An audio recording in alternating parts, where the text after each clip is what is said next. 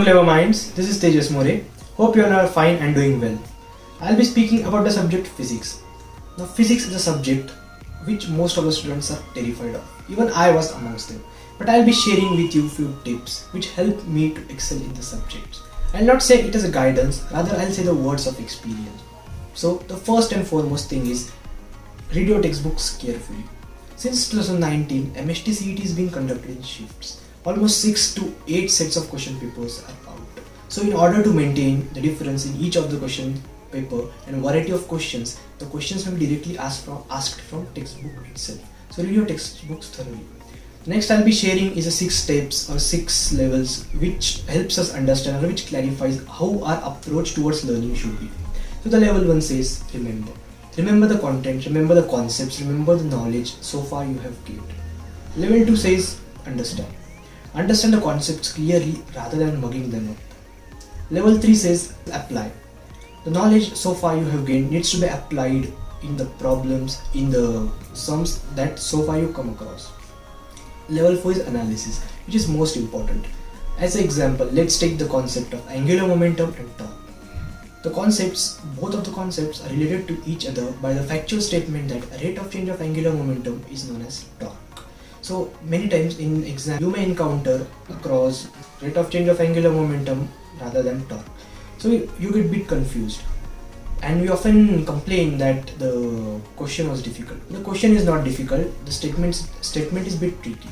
So analysis of the question statement, analysis of the concept, analysis of this information that you have ingested is very important and will help you to excel. The 5th level is evaluate. Evaluation of self, evaluation of your mistakes that you have made so far is very important. Level 6 is creation. Creation is very important. Creation is basically a base of good knowledge. Creation is a blend of all these 5 levels and at the same time it also broadens the horizon of understanding. Last but not the least is mock tests. Mock tests are very important. Imagine a situation in exam when you come across a problem and you need to recall a concept. Now from almost 56 lessons that you have learned in your 12th standard and around 23 from your 11th standard, it is very difficult or tedious to recall a particular concept. So the brain needs to be trained accordingly. Since mock test contains variety of problems, it is also an exercise for your brain to get accustomed to switch over from one concept to another quickly and rapidly and apply those concepts. Now since mock test and actual exam, the questions may vary but the time is same. So it also helps in proper time management. With this, I wish every one of you all the best and I look forward to see every one of you succeeding with the flying colors.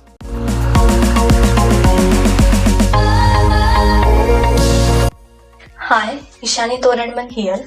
Guys, I know it's very frustrating to get stuck in this situation, especially when exams are getting delayed, but don't lose your patience and confidence. In this segment, I'm going to share a few tips which will help you out for solving multiple choice questions. My main focus will be on physics. Firstly, I will suggest to stay calm while solving MCQs, as you all are appearing such kind of exam for the very first time. Now, here are 5 tips which will help you out while solving physics MCQs. First, theoretical concept must be clear, so study conceptual rather than just mugging up. Second, while solving numerical related MCQs, try to note down the given data simultaneously as it will help you to reduce the time consumption. Third, in case of numerical MCQs, many times additional data is given just to create confusion. So don't get panic at all. Just apply appropriate formula and try to solve it. Fourth, if you are running short of time, just adopt elimination method. Each question has 4 options, out of which 2 are out of the box. So eliminate them first and then focus more on the remaining options and try to choose the closest one. Fifth, focus more on quality of questions rather than the quantity while preparing. As per my observation, questions are being repeated many times, just numerical data changes. So I wish you all best of luck.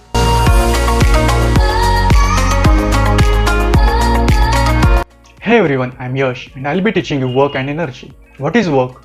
Suppose a force F acts on a body and displaces the body by some x meters.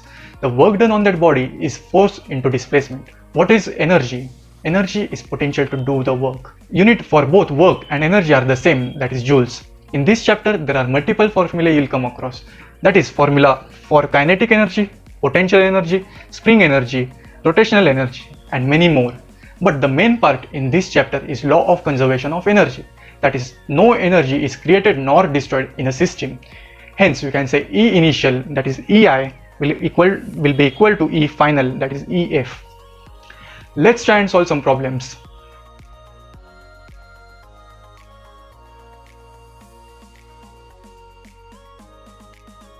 Hope you read the problem. If not, go back, pause the video and read it. Here I have drawn the figure for given problem. Here are the given values. We know that sphere collides with the spring and transfers its energy to the spring. There will be no loss in energy.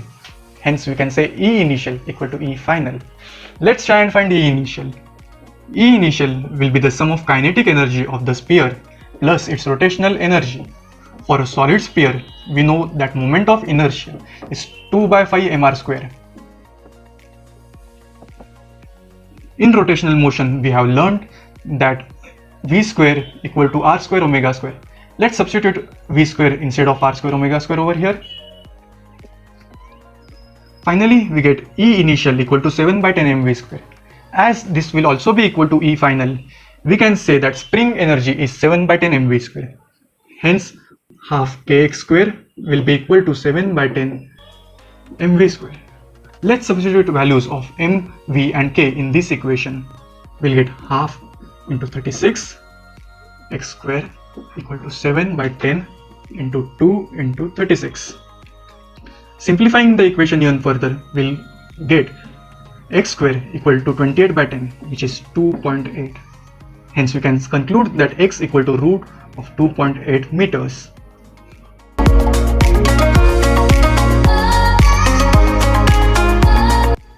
Hello everyone, I am Sabah Syed and I am going to teach you some tricks to learn the difficult formulas of rotational motion.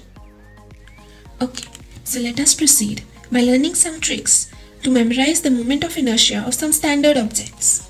Here we have a hollow ring, a hollow cylinder, a thin spherical shell, a solid disc, a solid cylinder and a solid sphere.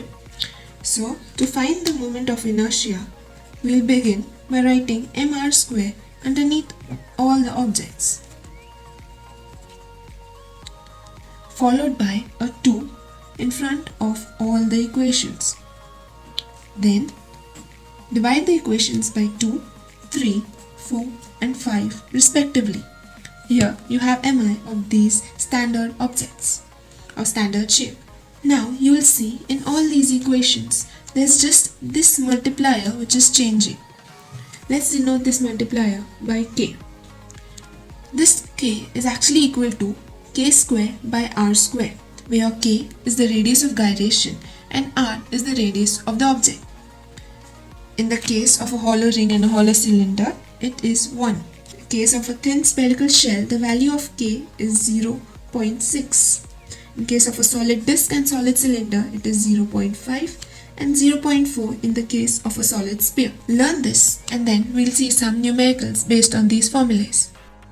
So let's see this typical numerical where two or more objects are given, placed on an inclined plane, and we have asked to find which object reaches the surface first. So there are two cases. In the first case, we are given objects of different shape. Here you can see you have a ring and a disc. While in the second case, you have objects of the same shape but different size. You have a small disc and a bigger disc. As you know, the velocity of any object rolling down an inclined plane is given by the formula square root of 2gh divided by 1 plus k. In case of a ring, the value of k is 1 as we studied earlier, and for a disc, the value of k is 0.5. That is, it's higher for a ring and lower for a disc. If we put k in this formula, since the value of k is higher, the value of velocity for a ring will be lower. Similarly, for a disc, since the value of k is lower, the value of v, that is velocity, will be higher. Then, if the velocity is low in case of a ring, the time taken will be high. Whereas in a disk, since the velocity is high, the time taken to reach the surface will be low. Hence, it will be the disk that will reach the surface faster than the ring. Moving on to the next case, a smaller disk and a bigger disk. Similarly, for velocity, we have 2gh divided by 1 plus k. But the value of k for a bigger disk as well as a smaller disk is same, that is 0.5. As k is same, acceleration due to gravity is same, height of the inclined plane is same, hence the velocity is same for both the objects, and hence the time taken for both the objects is same. So both the objects will reach the surface in the same interval of time. Now let us see the trick to learn the center of mass of a few objects of some standard shapes. To learn the center of mass, learn this phrase: Cinema time, Hrithik Roshan, Shri Devi. Cinema time, Hrithik Roshan, Shri Devi. C T H R S D. What will C stand for? A cone, a solid cone. T, triangular plate. H, hollow sphere. R, ring. S, solid sphere. And D for disk. Now, to find the center of mass, make fractions. Then, in the last three fractions, write 2, 3 and 4. In the first three fractions, write in the denominator, write 4, 3 and 2 respectively. Then write pi, 8 and 3 pi. Now, a cone, will it have a height or a radius? Obviously height. Triangular plate, height or radius? Height. Sphere, height or radius? Radius. Ring, height or radius? Radius. Solid sphere, height or radius? Radius. And disk, height or radius? Obviously radius. And that's it. And these are formulas for some standard shapes.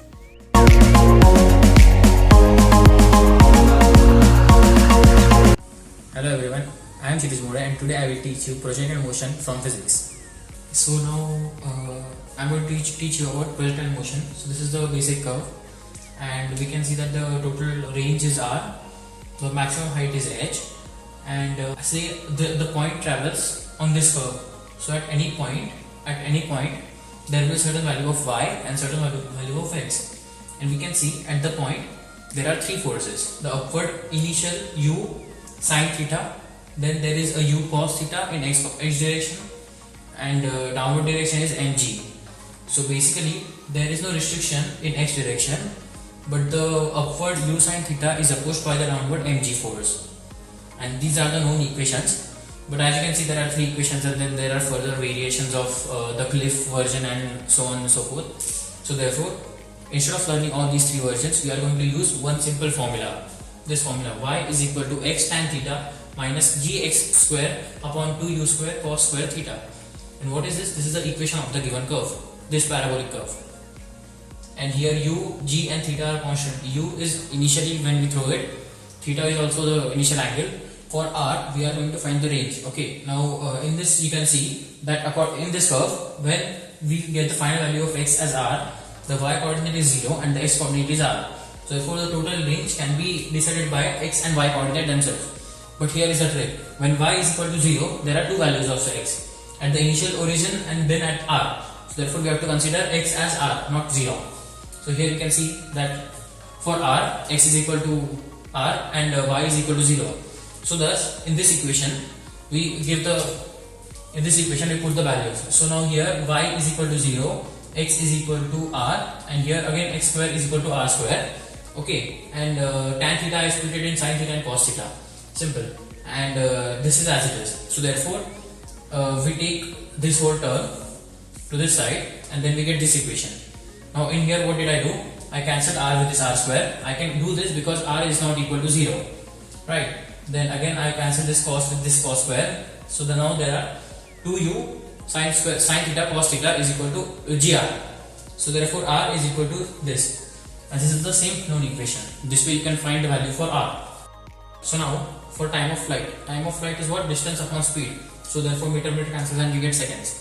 Now here is the case. I have taken tt. What is tt? tt is total time.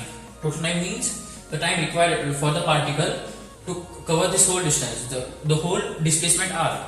So now time of flight is r. R is what? Distance. Total displacement, it is r. and speed. Now what is the speed? We consider speed only in horizontal direction. So therefore the speed in horizontal direction here is u cos theta. So therefore r upon u cos theta, and here what do we get? 2u square, this is the value of r, and upon 1 upon u cos theta. So I square cancel this square by u and u, and cancel this cos theta and cos theta. So therefore I get total time is equal to 2u sin theta upon g.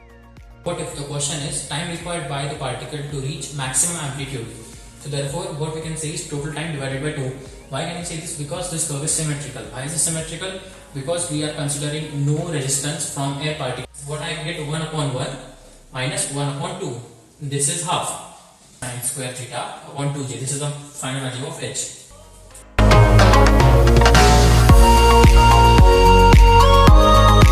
Hello and welcome.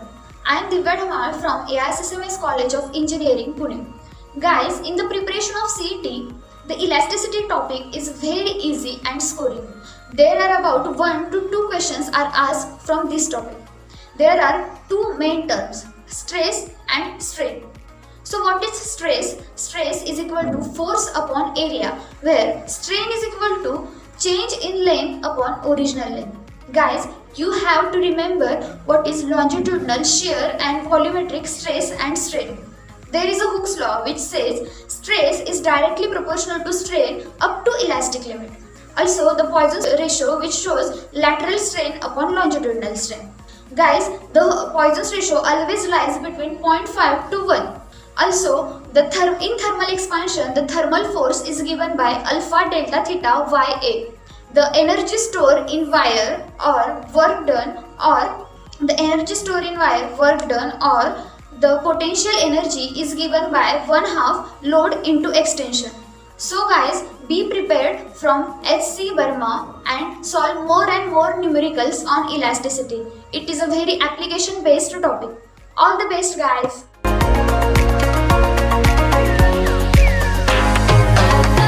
Hello everyone, I am Athura Papade from AISSMS College of Engineering, Pune.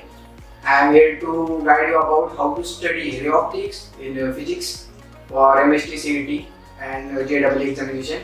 First of all, ray optics is totally conceptual topic in the physics. Practical applications like mirror and lenses are the examples of ray optics. They are based on ray optics. So these concepts are very easy to understand as we use mirror and lenses in our day-to-day life. First of all, to study the ray optics, you must brush up your knowledge about geometry, angle, parallel lines, properties of similar triangles, and trigonometry you have studied in 10th standard. The ray optics based on ray diagram. You must practice ray diagram and the formulas you have studied in 10th standard. For more reference, you can prefer HC Verma and TC Pandey. They are very useful. And for MCQs, you prefer Cengage, Errorless and MTG publication for solving MCQs. Daily 2 to 3 hour MCQ practice make results better. So solve MCQ 2 to 3 hour daily. So do at it your best. Thank you guys. All the best.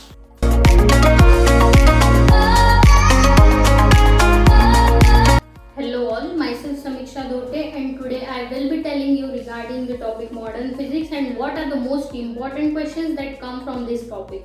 So the topic that first need to be covered is the theories. The theories related to the proton, electron and the neutron that are to be covered, so that the direct question come from this theory. Afterward, coming towards the formula, the most expected question that will come into the CT from this formula. So this is the wavelength. Lambda is equal to h by p. H will be the Planck constant and p will be the momentum. We know that the momentum is denoted by mass into velocity. So in the second formula, we have written it as h by mv. Then if the energy, the kinetic energy is given and we have to calculate the wavelength, then we will be calculating it by the formula h upon under root of 2me into v. So such that the lambda will be get calculated. Then if we have been given the quantity in the voltage, in terms of voltage we will be calculating it by the formula 12.27 upon under root of v. After that, coming towards the next, when we will have been given the wave function, so we will be calculating the difference between the energy by this formula h into mu naught is equal to E2 minus E1. And when we will be given the difference between the two energies, then we will be calculating it by the formula h into mu minus of mu naught. And when we have to calculate the phi will be known as a work function, we all know that. Then we will be calculating it by the formula h into mu naught. So hc upon lambda will be the formula for it, where h mu naught, in that mu naught will be equal to c upon lambda, where phi will be the wave function of the wave and h will be the Planck constant for all the formulas, which we all know very clearly. Then coming towards the radius of orbit, these are where the topics from where we expect mostly the questions from modern physics. So here the question will come as calculating for the radius, calculating the atomic number, calculating the number of orbit, or we can calculate here the relation between the quantities and the number of orbit or the atomic number. So here radius of orbit will be given into 0.529 into n square by z, which will be given in the unit of Armstrong. Then velocity of atom V will be equal to 2.18 into 10 to the power of 6 into z by n. And the energy of the atom will be given as minus 13.6 into z square by n square, where z and n are very clear to us that z will be the atomic number and n will be the number of orbit. Then the following relations between the r will be directly proportional to n square and inversely proportional to z. The relation between the velocity V will be directly proportional to the atomic number and inversely proportional to the number of orbit, and energy will be directly proportional to the square of atomic number and inversely proportional to the number of orbit. After that, we will be given to calculate the wavelength of the atom using the hydrogen spectrum. So the formula for it will be 1 by lambda is equal to r into 1 by n2 of square minus n1 of square. So here the value of n1 and n2 will depend upon the hydrogen spectrum, which will be given by a series of Lyman, Balmer, Paschen, Brackett and Pfund, where we all know the values of it specifically for n1 and n2. Then here r will denote the Rydberg's constant, which have the constant value 1.1 into 10 to the power of minus 7. So hope so you understand this topic and will have the maximum marks from this topic. Thank you.